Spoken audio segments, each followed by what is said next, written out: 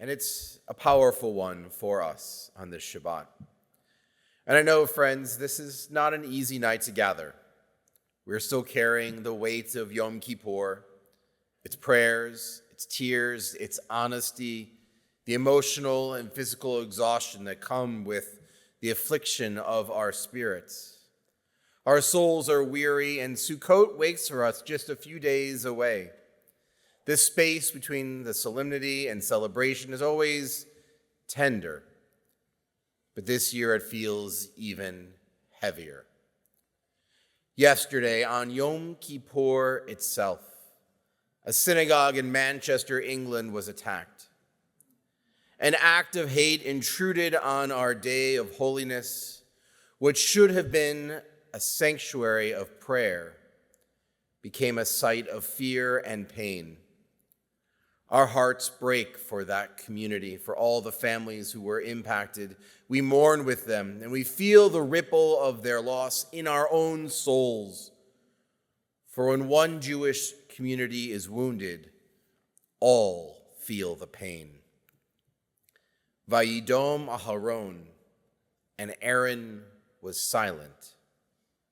The Torah gives us that image of shock, a parent whose breath is taken away by sudden loss. In moments like this, many of us know Aaron's silence. Only if we're honest, it feels worse because it's deja vu. Yet another attack on a Jewish community, on Yom Kippur of all days. They were killed for being Jews. And even here, close to home, we saw a sacred space threatened with the fire not far from us in Punta Gorda, at the synagogue up there.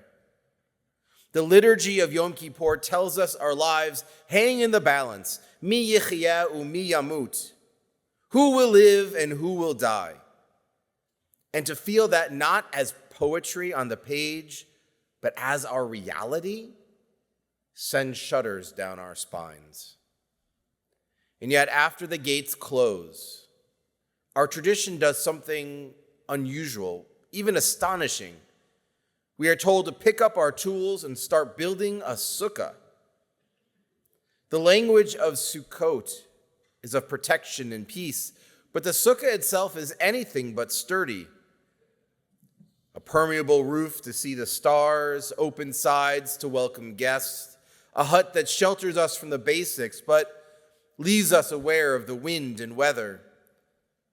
But the fragility is not a flaw.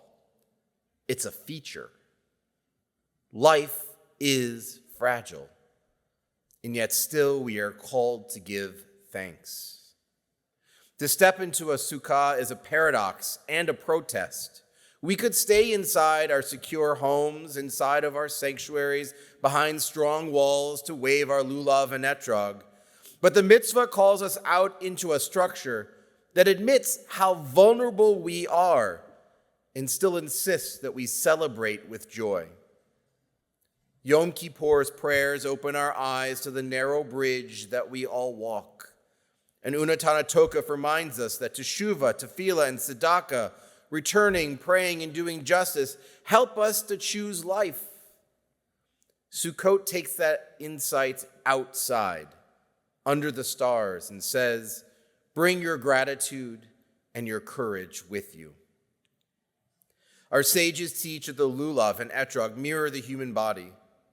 The lulav stands like a spine for us to stand tall, calling us to claim our Jewish heritage with courage, especially now in these days. The hadass, the myrtle leaves, are shaped like little eyes, to notice the blessings that we have and also to see danger clearly, to open the eyes of others to the brokenness that must be repaired. The aravah, the willow, resembles our lips, reminding us that silence cannot be our response.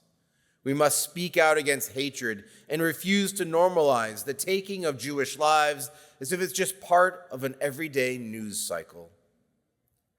And the etrog, often likened to the heart, rough on the outside, yet releasing a sweet fragrance when gently opened, teaches that beneath a world that can look hard and ugly, just scratched on the surface and sweetness can be drawn out with care and effort.